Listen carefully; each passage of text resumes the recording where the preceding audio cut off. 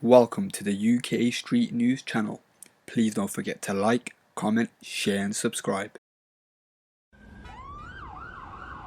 Curtis Warren's reputation as Britain's most notorious drug trafficker is now established beyond doubt. He's about to begin his second long jail sentence.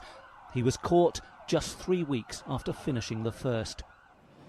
Throughout his trial, massive security surrounded his daily arrival and departure from court. It was never revealed if the guns were to stop him escaping or protect him from old rivals. Right guys, UK Street News here. Today we're going to look at the life of Curtis Francis Warren, who was a big time English gangster as well as a large drugs trafficker who was formerly on the Interpol's Target 1 list and ironically was also listed on the Sunday Times Rich List as a property developer. Warren grew up on the streets of Granby in Toxteth, which is based in Liverpool. He had his first brushing with the law as a 12-year-old schoolboy when he was stopped in a stolen car. Warren, aged 12, who appeared before the court after committing his first offence, levelled up to more serious crime at the age of 17. Warren and his accomplice get a 2-year prison sentence for attacking a prostitute and a client for money. 2 years after, Warren is soon back inside, serving a 5-year stretch for armed robbery. After Warren's release from prison, he briefly changed his ways working as a bouncer, but saw how much money could be made from this lucrative life, and soon became a well-known drug dealer and graduated to more serious crime. The path that Warren chose made him one of Britain's richest criminals and a marked man by police all over the world. In 1991 of September, with his friend, another well-known trafficker, Brian Cardington, Warren makes his first trip to the Venezuelan Cali cartel, cutting out the middleman and essentially maximizing his profits. A shipment of cocaine is smuggled into Britain in steel boxes hidden inside lead ingots. Customs stop the shipment but literally missed the drugs by a couple of inches. A year later, Warren decides for a second shipment of cocaine to be imported into the UK, but unfortunately for him, this time customs did manage to find the drugs. Now facing some serious charges, Curtis Warren was a defendant in a complex drugs trial at Newcastle's Crown Court alongside his close associate Brian Corrington. Corrington is revealed as a police informant, and when the case comes to court, the charges against Warren are dropped.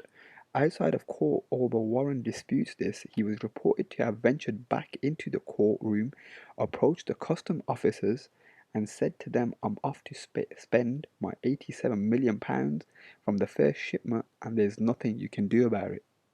Following the unsuccessful prosecution by the CPS, fast forward a year in 1995, after a drug war erupts on the streets of Liverpool, taking many lives, Warren decides to then leave the UK to move to the Dutch countryside. At this point in his life, Warren could now successfully retire after amassing a fortune, but that is never really the case with career criminals. He really needed to quit while he was ahead. He owns casinos in Spain, discos in Turkey, a vineyard in Bulgaria, land in Gambia, and he has money stashed away in a Swiss bank account. He could have retired rich, but he decided to continue on with his lucrative life of crime. Police continuously monitored all his contacts in the UK. It was now thought that Warren had a photographic memory that was useful for him. He never called any of his contacts by their names, but by code words. All of his Swiss bank account details were kept in his mind, never written down. He never kept any accounts for his drug dealing businesses. The result was that he had an unlimited credit line from the cartels in South America with cannabis traffickers in Turkey and Eastern Europe. After the police spent months monitoring his calls and movements, the Dutch police led a joint strike with the UK authorities and decided now was the time to round up Warren and his drug associates. The Dutch police then raided Warren's villa and his other properties owned in the Netherlands. Warren and several associates were arrested, with police finding 3 guns, ammunition, hand grenades, CS canisters, and a shit ton of cocaine and other drugs estimated to be worth £125 million. In court, it was heard Warren's plan was to transport South American cocaine to Bulgaria From there, he would ship it to his vineyard in Spain. The drugs were suspended in wine for onward shipping to the Netherlands and Liverpool in the UK. In total, the police had retained illegal goods, drugs, and wine valued at £125 million. Now, fast forward a couple of years into his 12-year prison term at a maximum security prison in Vorst. A couple of years into Warren's prison sentence, he had a fight with a Turkish national called Kemal Guklu, who was already serving a prison term of 20 years for murder and attempted murder. Guklu was yelling abuse at Warren. Warren proceeded to kick him in the head several times. Guklu managed to get up but went for Warren, but he was unsuccessful in doing so, in which Warren hit his head again and he became unconscious, from which the Turkish national never recovered from and died later in hospital. Warren kept his head down for the majority of his prison sentence but was suspected by the Dutch authorities to be running an international drug smuggling cartel from his Dutch prison cell. In June 2007, Warren finally was a free man once again.